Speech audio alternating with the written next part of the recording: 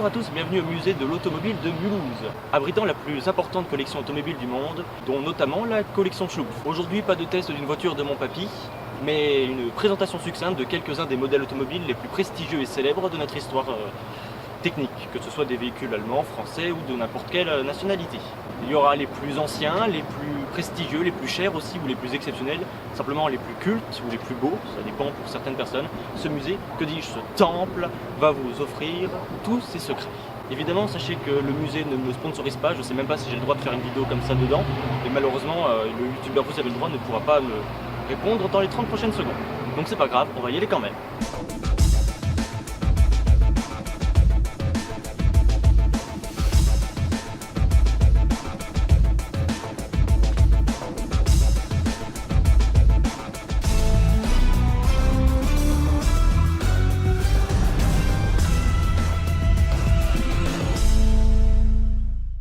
La première voiture qui se présente à nous, à l'entrée, est une Panhard Levassor type A.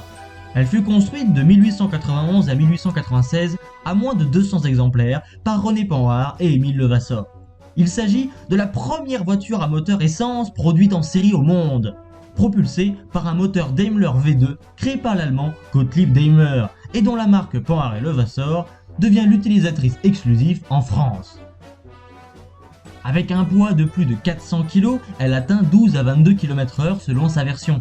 Ce véhicule en particulier a participé à la course Paris-Nice de 1893. Oui, une course à 12 km/h.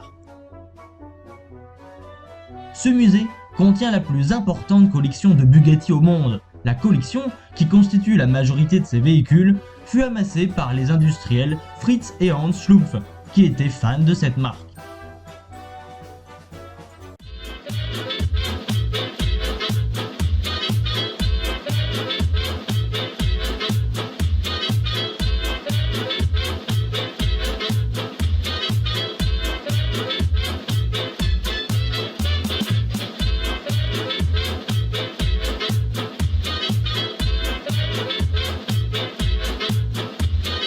Ensuite, nous arrivons devant une Rolls-Royce Silver Ghost.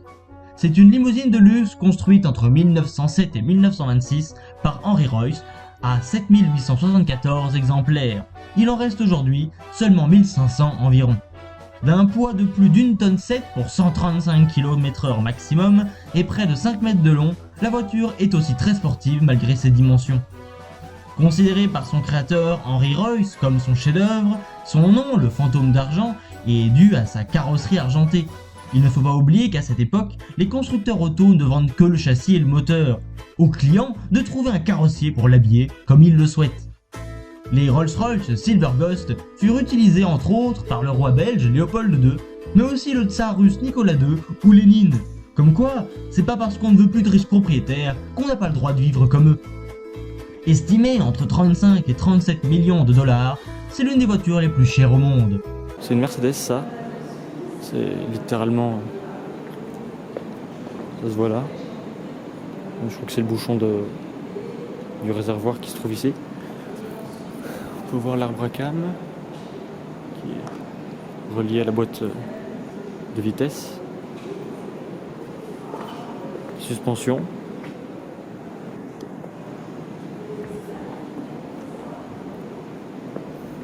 Boîte de vitesse W150EA 202. Alors, je sais pas ce que c'est, mais c'est sympa de le savoir. Enfin, pas vraiment. Le petit moteur qui est gigantesque. La calandre énorme. Ça, c'est ma main à côté. Elle est belle. Les petits trucs du pare-choc avant qui a été enlevé du coup. Et évidemment, la carrosserie. Cette voiture aurait été très belle vue en entier.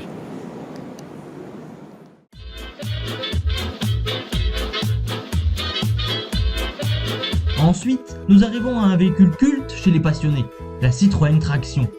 Une berline iconique de la marque, construite de 34 à 57 et produite à plus de 750 000 exemplaires. C'est un véhicule moderne, présentant beaucoup d'innovations de son époque, mais sa particularité, la traction, est rare pour un véhicule de sa catégorie. Elle offre de fait de grandes qualités routières et une bonne manœuvrabilité. Son image, indissociable de la Seconde Guerre mondiale, fut associée autant à la Gestapo qu'à la résistance durant l'occupation. Elle est aussi vue comme la voiture des gangsters. En effet, la voiture permet de belles courses-poursuites très cinématographiques.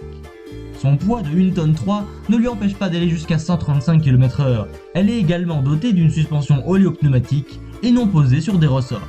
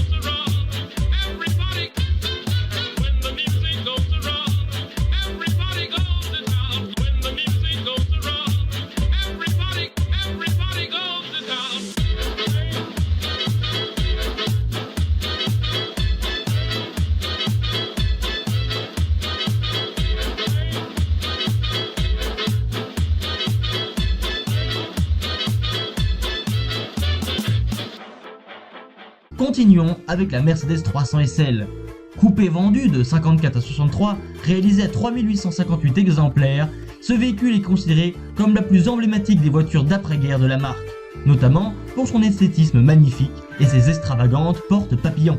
240 km/h pour 1 tonne 2, ce véhicule digne des 30 Glorieuses reste également l'un des plus chers de l'histoire, puisque son prix oscille entre 800 000 et 5 millions d'euros.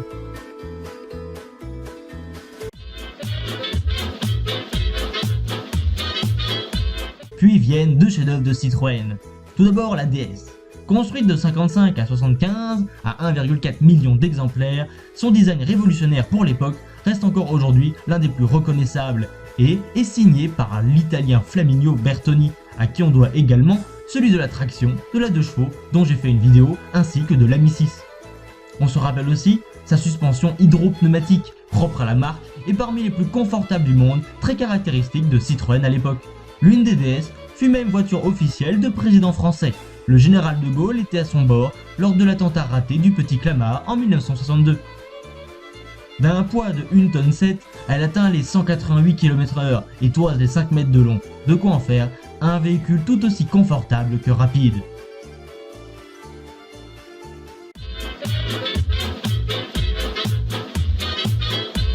Puis vient la SM, ou son nom complet, la Citroën SM Maserati, un imposant coupé sportif construit de 1970 à 1975, construit entre 12 et 13 000 exemplaires. Elle fait dans les 1 tonne 4 et propulse ses près de 5 mètres de long à 228 km/h maximum. Elle dispose également des suspensions hydropneumatiques, héritières de la suspension holo-pneumatique similaire à la traction et à la DS. Le véhicule est équipé d'un moteur V6 Maserati puisque Citroën venait de racheter le constructeur italien. C'est un très bon véhicule GT, innovant et sportif, malheureusement arrivé en plein lors des cracks pétroliers de 1973 et 1975, causant son échec commercial et la faillite de la marque. D'autres facteurs l'expliquent évidemment, dont un moteur pas si fiable. Devant la faillite du Chevron, causée entre autres par l'échec de la SM, Peugeot devient propriétaire de Citroën en 1974.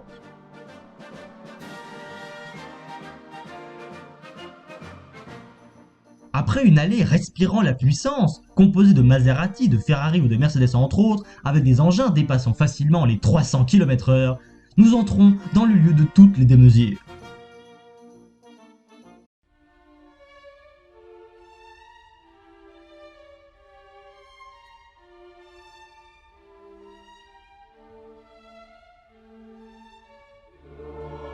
Vous verrez ici des Farman, une luxueuse marque disparue dont seulement 5 véhicules survivants rappellent autant son existence.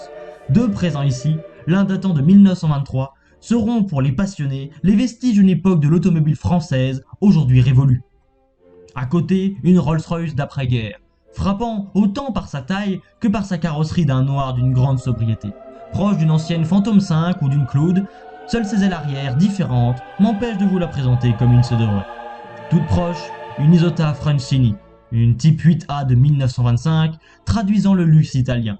Modèle également témoin d'une marque de prestige éteinte, celle-ci à la fin des années 40.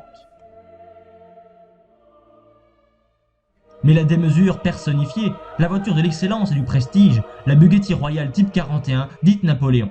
Oubliez la Chiron, l'Aveyron, oubliez tout ce que vous croyez savoir du luxe, car son créateur, Ettore Bugatti, nous a offert la perfection. Une limousine sportive vendue par la marque française de 1926 à 1931 et produite à seulement 7 exemplaires, plus une reconstitution d'époque. La marque d'Ettore et de son fils Jean Bugatti dominait la compétition tant sport qu'en luxe. Leur objectif est ainsi d'asseoir leur domination en créant la voiture ultime. Lors de leur production, elles étaient déjà les plus exceptionnelles et chères, le restant encore aujourd'hui avec un prix estimé à 100 millions d'euros. Longue de 6 mètres et pesant plus de 3 tonnes, elle dépasse malgré tout les 200 km/h, continuant de faire des Bugatti Royales un chef-d'œuvre absolu de toute l'histoire automobile mondiale. Les anciennes Rolls-Royce, des Phantom 1, 2 et 3, ne sont pas en reste évidemment question luxe et prestige. Construites respectivement de 1925 à 31 à 3512 exemplaires, de 29 à 35 à 1600 exemplaires et de 36 à 39 à 727 exemplaires, elles forment les premières générations du véhicule le plus prestigieux de notre temps et encore construit par la marque. Si les deux premières Phantom partagent un même moteur 6 cylindres pouvant les envoyer à 145 km/h, la troisième du nom le change pour un V12. Sa vitesse diminue à 140, mais pour un véhicule dépassant les 5 mètres et les 3 tonnes, cela reste fulgurant. On retrouve dans beaucoup de films ces voitures de prestige, dont une Phantom 2 dans un Indiana Jones. La Phantom 3 voit sa production stoppée en 1939, alors que débute la Deuxième Guerre mondiale. L'entreprise se consacrant entièrement à l'effort de guerre, notamment en motorisant les avions de la Royal Air Force. Il s'agit du dernier véhicule sur lequel travailla Henry Royce, puisqu'il meurt en 1933 durant sa conception. En sortant du musée, nous pourrons admirer l'immense Bugatti Type 41 Royal Roadster Esders, du nom de l'entrepreneur Armand Esders, l'ayant commandé en 1926. Il s'agit d'une reconstitution réalisée par le musée avec des pièces d'origine. Dessinée par Jean Bugatti, il réalise dans la lignée de son père une autre Royale, cette fois-ci équipée d'un moteur 6 cylindres capable d'envoyer les plus de 4 tonnes de ce véhicule blindé à 180 km/h.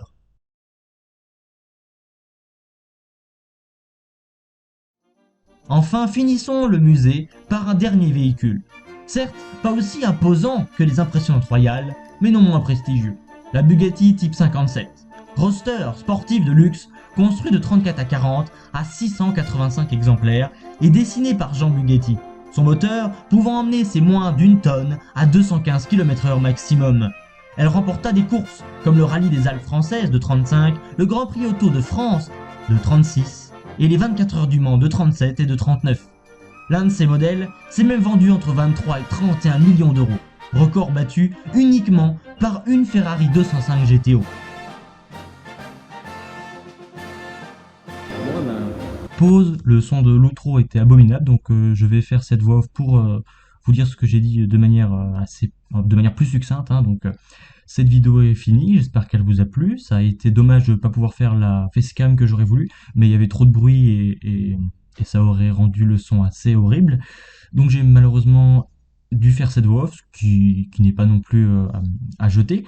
Donc abonnez-vous, mettez un pouce bleu, commentez si vous avez quelque chose à dire, ou même si vous avez rien à dire, hein, c'est toujours bon à prendre.